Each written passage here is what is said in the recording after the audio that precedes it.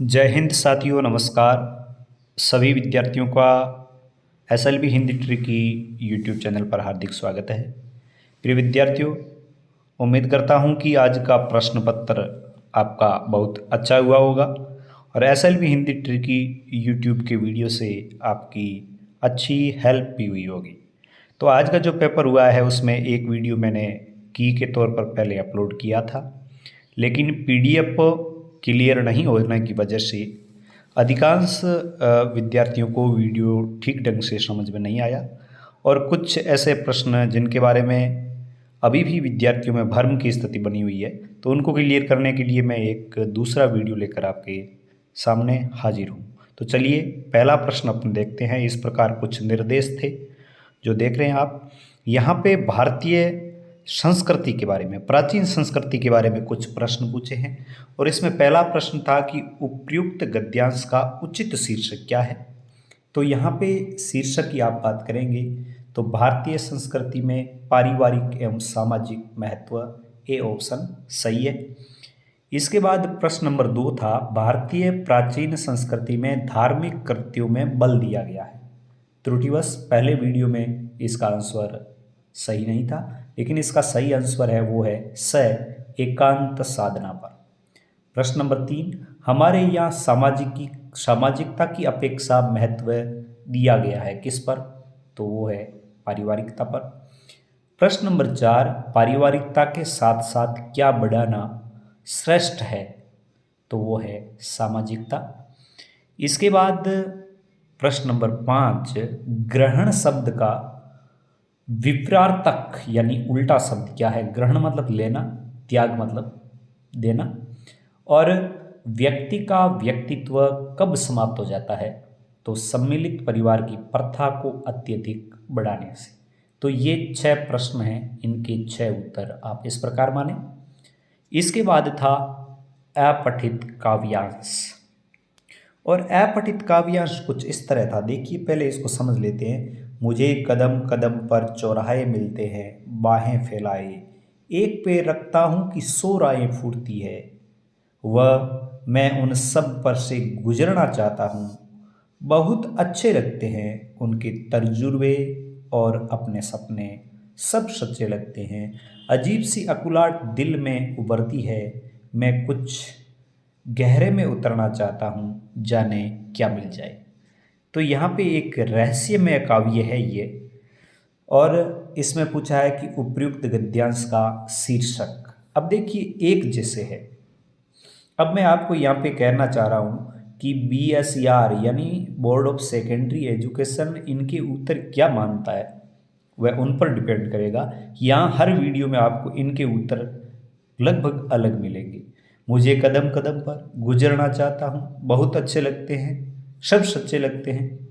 यहाँ पर कवि के बारे में है तो मैं तो इसके बारे में यही कहूँगा कि मुझे कदम कदम पर, यह भी हो सकता है। और सब सच्चे लगते हैं यानी कवि को सब कुछ अच्छा लग रहा है, तो इसका ऑप्शन द भी निकल सकता है।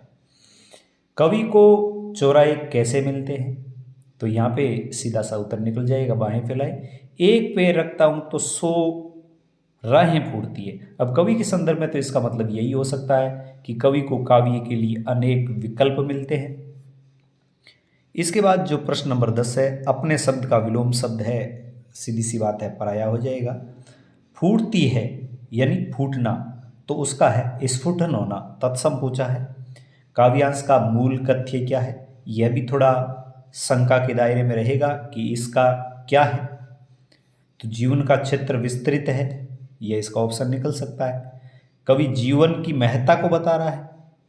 एक तरीके से कवि को काम अर्थ मोक्ष, जो धर्म अर्थ काम मोक्ष है, यह भी कवि को एक तरीके से आकर्षित कर रहे हैं। तो मेरा उत्तर इसमें होगा जीवन का विस्तृत क्षेत्र बताना। इसके बाद प्रश्न नंबर 2 था, उसमें था कि उत्कर्ष करने वाले गुणों को काव्य गुण कहते हैं। किसका उत्कर्ष करने वाले, तो गुण किसको कहते हैं। तो इसमें यह भी सही है, कुछ विद्यार्थियों को मैसेज आए थे, रस का उत्कर्ष करने वाली बातों को गुण कहते हैं। वैसे गुण है वो काव्य में उत्कर्ष करते हैं। तो यह भी आप लिख सकते हैं कि काव्य का उत्कर्ष करने वाली बातों को गुण कहते हैं, या रस। कब की इकटक डटी रही टटिया अंगुरिन टारी। अब देखो ये टटिया शब्द है, ये ग्रामीण भाषा का शब्द है, तो यह ग्राम्यत्व दोष भी है, और ट वर्ण की अधिकतर आवृत्ति हुई है, तो यहाँ पे श्रुति कटुत्व काव्य दोष भी है। आप दोनों मान ले, मैंने पहले वीडियो में ग्राम्यत्व ही बताया था। तो श्रुति कटुत्व और ग्राम्यत्व काव्य दोष है। मात्रिक छंदों में मात्रा की संख्या नियत रहती है, किसकी? मात्रिक छंदों में मात्रा की। वसंत तिलका छंद के प्रत्येक चरण में 14 वर्ण होते हैं। उक्ता वसंत तिलका तब जा जगो हो गए, यानी तगण भगण जगण जगण और गुरुवर्ण। तो उक्ता वसंत तिलका तब जा जगो गए, तगण भगण जगण जगण और 2 गुरुवर्ण, मतलब इस प्रकार 14 वर्ण होते हैं। चरण सरोज पखारने लागा, यानी जो सरोज, चरण सरोज पखारने लागा, तो यहाँ पे आप लिख देंगे कि रूपक अलंकार है। जब 2 वाक्यों में बिंब प्रतिबिंब का भाव हो तो वहाँ पे दृष्टांत अलंकार होता है, दृष्टांत बिंब प्रतिबिंब का भावना। इसके बाद देखिए उपमा अलंकार की आप परिभाषा लिख सकते हैं कि जब समान गुण धर्म के कारण उपमेय और उपमान में तुलना की जाती है, यानी उपमान को उपमान के साथ उपमेय की तुलना की जाती है, तो वहाँ पर उपमा अलंकार होता है। कहती हुई यों उत्तरा के नेत्र जल से भर गए, हिम के कणों से पूर्ण मानो, तो जहाँ पर भी मानो जानो जनू ये शब्द आते हैं तो उत्प्रेक्षा अलंकार होता है। समाचार लिखने की एक विशेष शैली है, इन शैलियों के नाम लिखिए, तो उल्टा पिरामिड शैली वैसे है ही, इसके अलावा भी आप शैलियों के नाम लिख सकते हैं। विचारपूर्ण लेख, मैंने क्या आपको पहले कहा था कि जब कोई लेखक चिंतन के आधार पर, मनन के आधार पर किसी अखबार में अपनी राय, अपने दृष्टिकोण व्यक्त करता है तो उन्हें विचारपूर्ण लेखक कहते हैं। समाचार माध्यमों में एक सफल साक्षात्कार के लिए किन किन गुणों की आवश्यकता है? तो धैर्य है, साहस है, कूटनीति है, संवेदनशीलता है, तो ये जरूरी है। निराला की कविता सरोज स्मृति किस पर केंद्रित है? तो यह एक शोक काव्य है, और निराला की जो पुत्री है सरोज, उसके जीवन और निराला का जो त्रासदीमय जीवन है, निराला का जो एक पीड़ादायक जीवन चक्र रहा, उसके ऊपर केंद्रित है। जहाँ कोई वापसी नहीं, पाठ की विदा, मैंने आपको कहा यह यात्रा वृतांत है। ये किस संग्रह से लिया गया है? तो ये पाठ परिचय के अंतर्गत आप स्पष्ट देख सकते हैं, आसान सी बात है। कच्चा चिट्ठा पाठ का मूल विषय क्या है? तो एक लेखक की जो त्याग की प्रवृत्ति और संग्रह की प्रवृत्ति है, आखिर में वह संग्रहालय बनाकर छोड़ता है, त्याग भी करता है और शुरुआत में वह संग्रह भी करता है। शब्दों से जुड़ना, काव्य अपनी अभिव्यक्ति और माध्यम पाठ्य पुस्तक है, इसका एक भी प्रश्न अपने नोट्स से बाहर नहीं गया है। तो ये किसकी है? W.H. वार्डेन है, उनकी ये पंक्ति है, उनका कथन है। नाटक का सबसे जरूरी और सशक्त माध्यम नाटक में मैंने आपको पहले भी कहा था, तो वो है संवाद। किसी कहानी का केंद्रीय बिंदु क्या होता है? तो वो होता है कथानक। और पहचान में राजा को अंधी, गूंगी और बहरी जनता है वो पसंद है। इसके बाद जो बड़े प्रश्न हैं, ये भी आप नोट्स में देखेंगे, मेरे वीडियो देखेंगे आप, उनमें विशेष डेस्क क्या है ये भी आपको आराम से मिलेगा। विशेष लेखन के 4 क्षेत्र जैसे अर्थ है, खेल है, या और भी आप ऐसे क्षेत्र वाणिज्य का ले सकते हैं। तो आप 4 क्षेत्रों के नाम लिख सकते हैं जिनमें पत्रकारिता होती है।